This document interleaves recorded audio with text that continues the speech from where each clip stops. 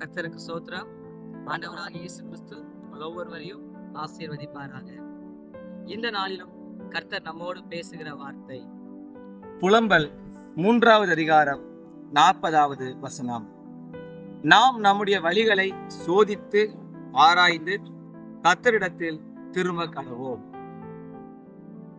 எரேமியா சொல்லுகிறார்.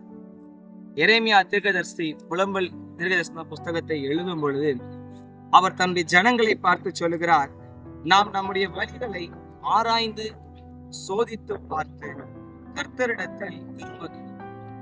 இன்றைக்கும் இந்த வார்த்தையை கேட்கிற நாம் ஒவ்வொரு வேளை அவரை அறிந்தும் பின்மாற்றத்திற்குள் போயிருக்கலாம், அல்லது அவரை அறியாமலேயே நாம் இருக்கலாம்.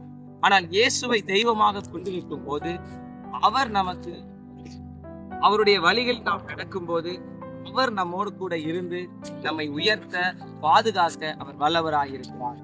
இந்த நாளிலும் தீர்க்கதரிசி சொல்லுகிறபடி நம்முடைய வழிகளை நாம் சோதித்து பார்க்க வேண்டும். எப்படி நாம் சோதித்து பார்க்க முடியும்?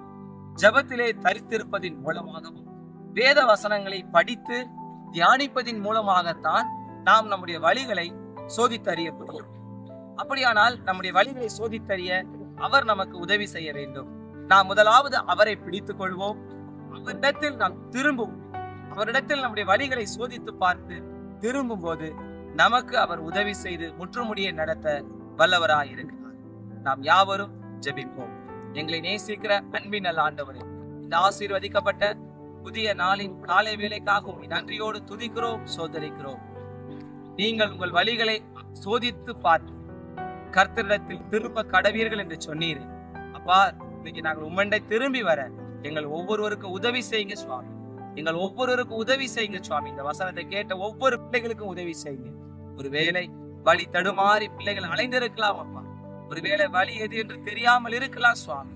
ஆண்டவரே, அவர்கள் மனம் திரும்பி உம்மிடத்தில் வரும்போது கர்த்தர் அவர்களை ஓடோடி வந்து அணைத்து ஆசீர்வதித்து பெருக செய்கிற அன்பிற்காக சோதனை.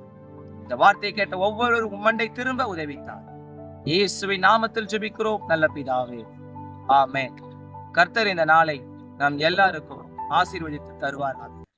அனுதினமும் ஆண்டவருடைய வார்த்தையை பெற்றுக்கொள்ள இன்ஸ்டாகிராம், ஃபேஸ்புக், யூடியூப் சேனலை ஃபாலோ அண்ட் சப்ஸ்கிரைப் பண்ணுங்கள்.